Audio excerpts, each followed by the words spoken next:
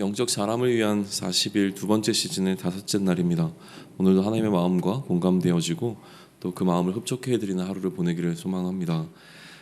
사무엘이 사울의 머리에 기름을 붓는 사건으로 이제 오늘 사무엘상 10장은 시작이 되어지고 있어요.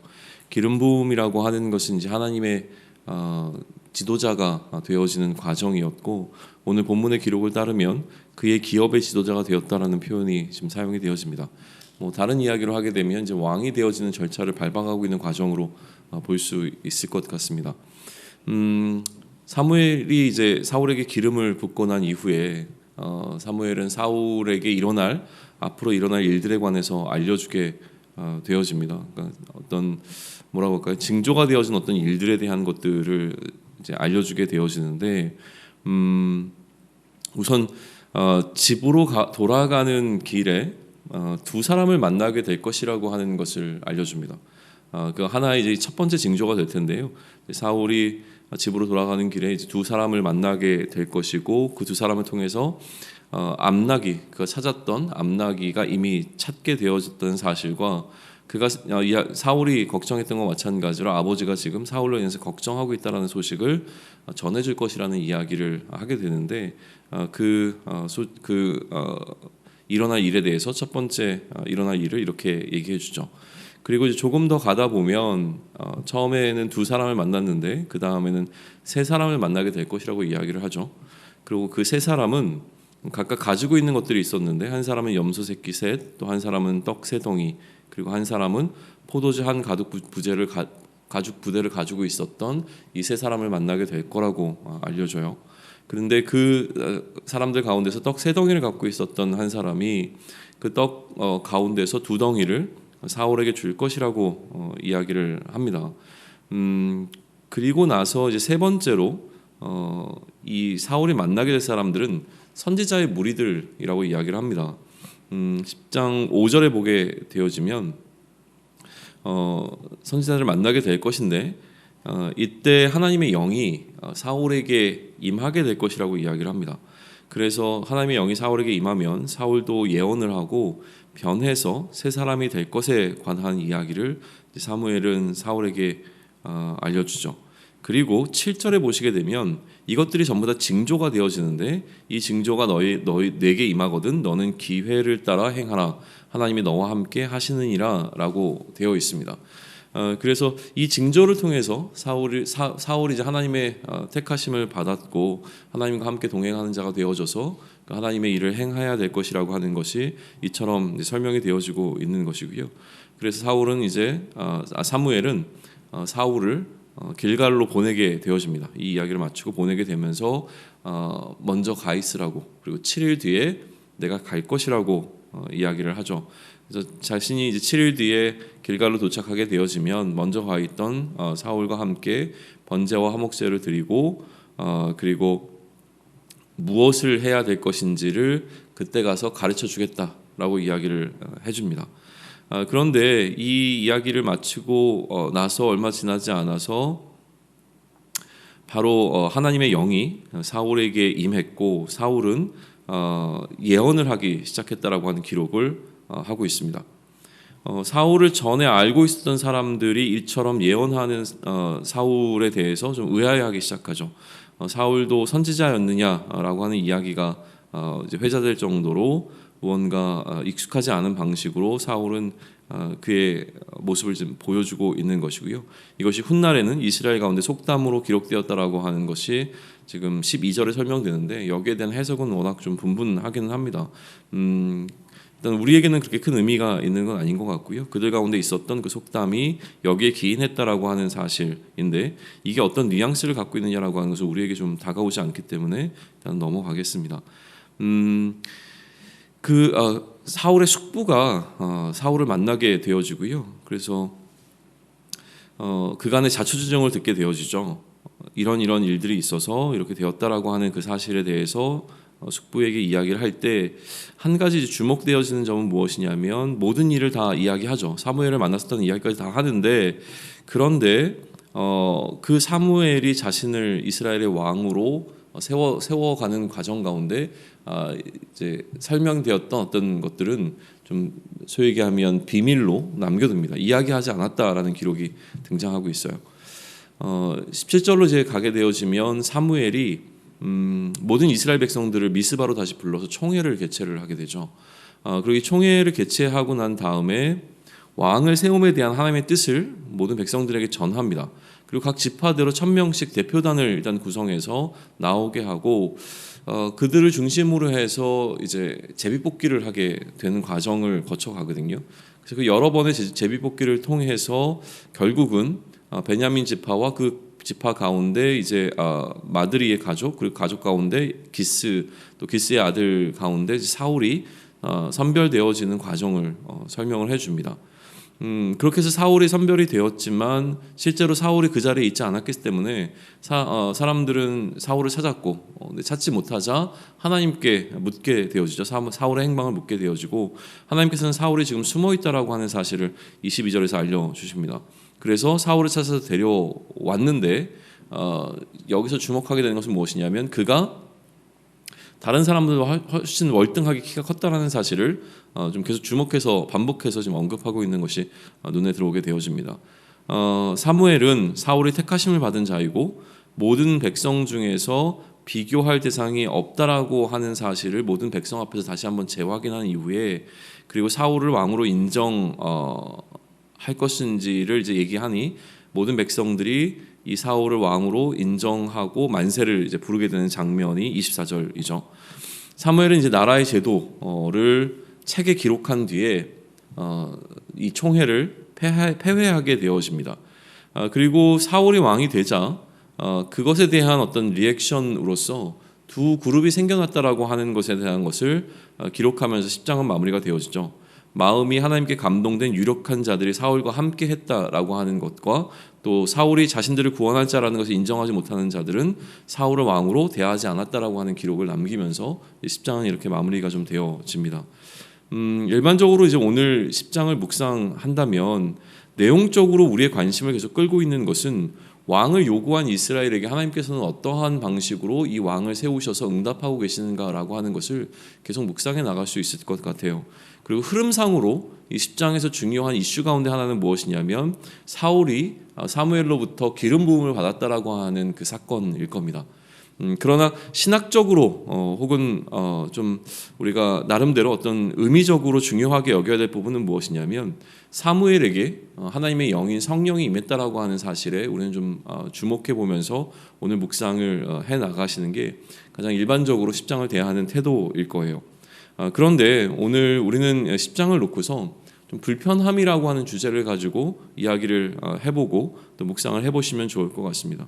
오늘 본문을 계속 묵상하는 가운데 몇 가지 불편한 내용들에 우리는 좀 불편한 내용들을 마주하게 될 거예요. 첫 번째는 무엇이냐면 여전히 우리에게 지금 풀리지 않는 숙제가 하나 있는 거죠.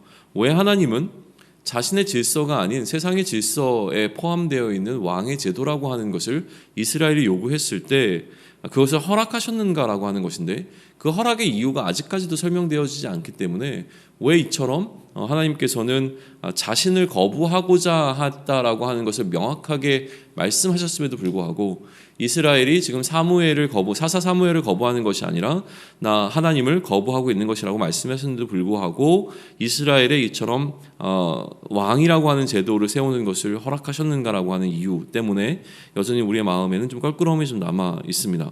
그리고 이것은 계속되어지는 우리의 어떤 숙제로 남겨져 있는 것이죠.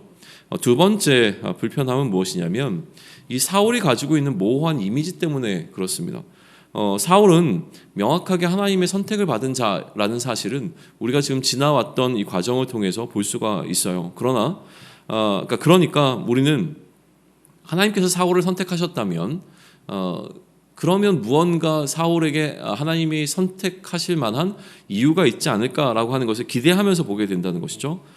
그러한 기대에 대해서 오늘 사무엘서가 우리에게 자꾸 얘기해 주는 건 뭐냐면 사울이 외적으로는 누가 봐도 왕이 될 만한 인물이었다라고 하는 사실을 여러 차례에 걸쳐서 반복해서 우리에게 알려주고 있다는 사실입니다.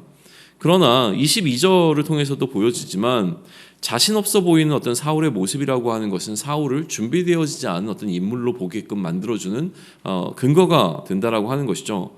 하나님의 사람이기에 기대되어지는 최소한의 어떤 기준이라고 하는 것은 지금 창세기부터 여기까지 흘러오는 과정 가운데 우리는 믿음이라고 하는 하나를 통해서 좀 이야기해 볼 수 있을 겁니다.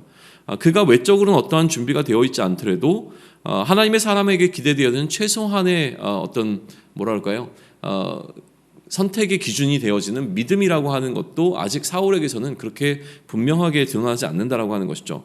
그러니 지금까지 하나님께서 사울을 왜 이스라엘의 왕으로 선택하셨는가라고 하는 것에서 우리가 답할 수 있는 유일한 답은 그가 외모가 출중했기 때문이라는 것 외에는 사실 특별한 어떤 것들을 발견해내기가 어렵다라고 하는 것이죠. 그러니까 외적인 기준으로 이스라엘에서 가장 탁월한 자라는 어떤 반복된 이 뉘앙스는 흔히 우리가 요즘 이야기하는 말로 표현하게 된다면 외모 지상주의라고 하는 것에 대해서 벗어날 수 있는 어떤 다른 설명들을 주고 있지 않는다라고 하는 것이 불편한 마음 가운데 하나로 좀 다가오게 되어집니다. 세 번째는 무엇이냐면 왕을 선출하는 방식이 있습니다. 제비뽑기를 통해서 왕이 선출되어진 것처럼 보여집니다. 우선 제비뽑기부터 먼저 얘기를 하자면 우리가 지도자를 선출하는 방식과 일단 제비뽑기를 통해서 지도자를 선출하는 방식은 좀 거리감이 있습니다. 그러니까 문화적 거리감 때문에 사실은 이 부분이 우리에게 익숙함으로 다가오지는 않아서 거기서 오게 되는 문화적 상이한 코드가 우리에게 잘 설득이 되어지지 않는다는 것이죠. 그 문화적 차이를 우리가 감안한다고 하더라도 지금 정황적인 부분에서 이것이 과연 합리적인가라고 하는 것은 좀 질문해 볼 필요가 있습니다. 왜냐하면 제비뽑기라고 하는 것은 철저하게 인간의 의도성을 배제한 방식이라고 하는 거예요. 제비를 뽑는다는 것은 결국 신적 존재에게 이것을 의탁하는 방식 가운데 하나인 것이죠. 우리가 선택하는 것이 아니라 하나님께서 택하신 자를 우리가 따르겠다라고 하는 의미가 그 안에 담겨 있기에 지금 제비뽑기라고 하는 방식을 통해서 이스라엘 백성들의 의견이 반영되지 않은 그들이 뽑기는 하지만 그러나 하나님의 선택을 보겠다라고 하는 방식으로 제비뽑기가 진행이 되어지고 있는데 과연 지금 이러한 상황 가운데서 왕을 요구하고 있는 이스라엘 백성들의 요구가 팽배한 상황 가운데서 이처럼 그들이 원하는 왕을 자신들이 선출하는 것이 아니라 제비뽑기를 통해서 선출하는 것이 과연 합리적인가라고 하는 생각은 좀 해볼 필요가 있는 것 같아요. 처음부터 왕을 요구한 것은 이스라엘이었고요. 그렇기에 이스라엘 백성들의 입맛에 맞는 왕을 선출하는 것이 그들에게 맡겨진 과정으로 넘겨주었다면 훨씬 더 좋지 않았을 거라는 생각을 하게 된다라고 하는 것이죠. 그러다 보니 하나님께 이 선출의 과정을 의탁하는 제비뽑기의 방식으로 인해서 결국 사울이 선출이 되었지만 그 사울에게 반발하는 사람들도 함께 등장하고 있는 것을 좀 보게 되어진다라고 하는 거예요. 네 번째는 미스바 총회를 연 이유가 좀 불편합니다. 그럴만하고 익숙하게 열렸던 총회이기 때문에 이것은 굉장히 당연한 과정이고 합법적이고 합리적인 과정이라고 생각될 수 있지만 가만히 생각해 보면 총회 이전에 이미 하나님께서는 사무엘을 통해서 사울에게 비공개적으로 기름을 부어 주셨단 말이죠. 그러니까 이미 하나님과 사무엘 사이에, 그러니까 하나님과 사무엘을 통해서 사울이라고 하는 인물은 하나님께서 선택된 왕으로 내정이 되어 있다는 거예요. 그러면 이미 내정되어 있던 자가 있었음에도 불구하고 이 제비뽑기라고 하는 과정을 거치는 것은 상당히 형식적이고 의미 없어 보인다라고 하는 거예요. 사무엘은 하나님의 선택을 이스라엘 앞에서 그냥 공표하면 됐을 수도 있습니다. 하나님께서 나에게 선지자로서 직분을 주셨고 나에게 사울이라고 하는 이 한 사람을 이스라엘 왕으로 세우라고 말씀하셨으니 이제 우리가 하나님 앞에서 이 사울이라고 하는 사람을 왕으로 세우자라고 얘기했어도 충분했을 것이라고 하는 것인데도 불구하고 지금 그렇게 왕으로 이미 선택되어 기름 부음 받았다는 사실 자체도 숨겨진 채 이야기되어지지 않은 채 미스바 총회를 통해서 제비뽑기가 이루어지고 있는 과정이 지금 보여지고 있는데 왜 이런 제비뽑기의 과정을 거쳤는가에 있어서 우리는 한번 좀 질문을 던져볼 필요가 있다라고 하는 것이죠. 여러 가지 불편함들이 있는데 이 불편함에 대해서 오늘 본문에서 구체적인 답변을 주지 않습니다. 그러니 우리는 계속 이 사무엘서의 흐름을 거쳐가면서 왕이라고 하는 주제에 포커스를 맞추며 이 불편함들을 하나씩 해결해 나갈 필요가 있고 해결이 되어질 거라고 믿습니다. 그럼에도 불구하고 불편함이 들어오는 지점에서 멈춰서서 오늘의 본문을 우리가 묵상하고 또 메시지를 찾아야 한다면요, 우리는 이러한 관점에서 좀 보면 좋을 것 같아요. 하나님이 정하신 자가 사울이었죠. 그리고 이 사울에게 기름 부음이라고 하는 형식적인 임명의 절차가 진행이 되어졌습니다. 그런데 기름 부음이라고 하는 어떤 이 형식적인 임명 뒤에는 성령의 임재라고 하는 실질적인 임명이 뒤따라왔다라고 하는 사실을 우리는 보게 된 거죠. 그러니까 하나님의 사람으로서 하나님의 왕으로 기름 부음을 받았다라고 하는 것은 단순히 기름이 그에게 부어졌다라고 하는 형식적 임명을 뛰어넘어 하나님이 그에게 성령을 부어주셔서 그로 하여금 왕이 되게 하셨다라는 사건이 담겨 있는 거죠. 그리고 난 이후에 그가 이제 하나님이 선택된 자로서 왕의 직분을 감당할 만한 감당해 나가는 데 있어서 그 왕의 백성이 되어지는 이스라엘 사람들에게 사울이 인정받아야 되는 과정이 필요했고, 그러한 과정을 어떻게 거쳐갔는가를 지금 보여주고 있다라고 우리는 해석해 볼 수 있습니다. 그리고 여전히 그 과정을 거쳤음에도 사울을 인정하지 못하는 사람들과의 갈등이 보여지는 장면으로 오늘 10장은 구성이 되어 있다라고 하는 것이죠. 그러면 이러한 요소들을 통해서 사울과 같이 선택받은 자라고 하는 공통점을 가지고 있는 우리 그리스도인들의 삶을 돌아볼 수 있지 않을까라는 생각을 하게 되어집니다.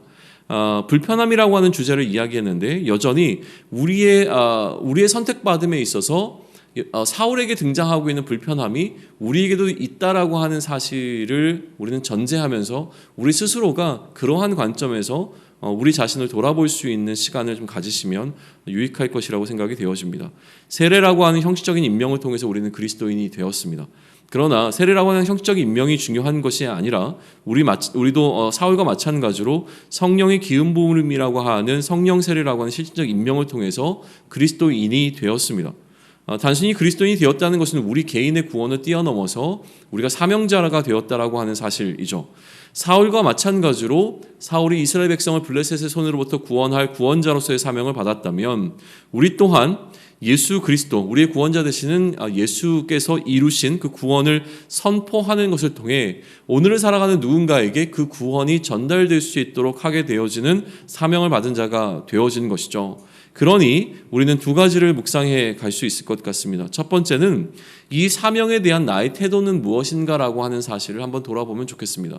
사울의 측면에서 바라보는 거죠. 사울은 그러한 사명을 받았음에도 불구하고 미스바 총회가 열렸을 때 숨어있는 모습을 보였습니다. 그가 왜 숨어 있었으며 또 그의 숙부에게 자신에게 일어난 이 일에 대해서 왜 감추었는가라고 하는 것을 좀 생각해 본다면, 그를 비난하기에 앞서 그리스도인으로서의 사명을 받고 살아가는 우리가 맡고 있는 사명을 얼만큼 드러내고 있는가, 또 우리의 사명이 분명하게 드러낼 자리에서 우리는 어떠한 모습을 취하고 있는가, 특별히 이 시대 가운데 그리스도인이 감당해야 되는 어떤 상황 가운데, 이러한 시국 가운데, 정황 가운데 우리는 어떠한 태도를 보이고 있는가, 과연 내가 그리스도인으로서 살아가야 하는, 내가 그리스도인이라는 사실 자체를 분명하게 드러내며 나타내며 살고 있는가라고 하는 것들에 대한 여러 가지 연속되어지는 묵상의 주제들을 계속 우리는 끌고 갈 수 있을 것이라고 생각이 되어집니다.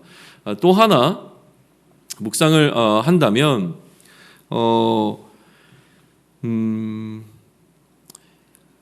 나에게 무엇이 부족한가라고 하는 것이죠. 이 사명으로, 그러니까 이 사명에 대한 나의 태도와 그리고 하나님의 분명한 선택에도 무언가 두려워하고 있는 나의 모습이라고 하는 두 가지 측면에서 나를 묵상하고 난 이후에 나의 부족함을 보게 되어질 때에 아울러서 이 사명으로 살아가는 내 앞에 마주할 나를 거부할 사람들이 있을 것이라고 하는 사실 또한 우리는 함께 묵상해 나갈 수 있을 거라는 생각이 듭니다. 사울이 왕으로 세워졌어도 여전히 그를 왕으로 인정하지 못하는 사람들이 존재했던 것과 마찬가지로 우리가 그리스도인으로서 사명을 받았다고 하더라도 우리가 감당하는 이 그리스도인으로서의 사명 가운데 이것을 받아들이지 못하는 사람들도 분명히 존재할 것이라고 하는 것이죠. 그것은 왕을 거부하는 방식으로 우리에게 찾아오지는 않을 겁니다. 그럼에도 불구하고 우리가 그들에게 구원이라고 하는 메시지를 전할 때에 그 메시지에 거부감을 보이는 사람들을 통해서 우리는 이 거부를 현실적으로 마주하게 될 것이라고 하는 것입니다. 이럴 때 우리가 어떻게 해야 될 것인가라고 하는 것을 지혜를 구할 수 있는 시간들이 우리에게 좀 주어지면 좋을 것 같아요. 오늘 왕으로 세워지는 사울을 묵상하면서 왕으로 살아가야 하는 우리들의 삶을 돌아볼 수 있으면 좋겠습니다. 그렇다면 나를 선택하신 과정에서 드러나는 사울과 같은, 그러니까 하나님께서 사울을 선택하셨을 때 또 사울을 왕으로 세워나가시는 과정 가운데 우리가 불편하게 느꼈던 그 불편함의 지점들이 사실은 우리에게도 충분히 존재하고 있는 이유들이라고 하는 사실을 통해서 우리를 그리스도인 삼으신 과정 가운데 느껴지게 되는 어떤 뭐라고 얘기할까요? 매끄럽지 못한 부분들, 그럼에도 불구하고 하나님께서는 왜 우리를 선택하셔서 우리로 하여금 이 땅에서 사명자로 살아가게 하셨는가라고 하는 것을 깊이 묵상하며 우리가 사울과 같은 길을 걷는 것이 아니라 하나님께서 우리를 왕으로 세우신 그 목적을 분명하게 이루어 나갈 수 있는 방향성이 무엇인지를 질문하는 가운데 이 사무엘서를 계속 묵상해 나갈 수 있으면 좋겠습니다. 오늘 사명자로 살아가는 우리의 삶 가운데서 우리에게 짚어봐야 하는 몇 가지의 이 불편함의 질문들을 우리 스스로에게 던지며 그 가운데서 주시는 하나님의 지혜를 받고 그 지혜로 살아가낼 수 있는 저와 여러분이 되기를 축원합니다. 아멘.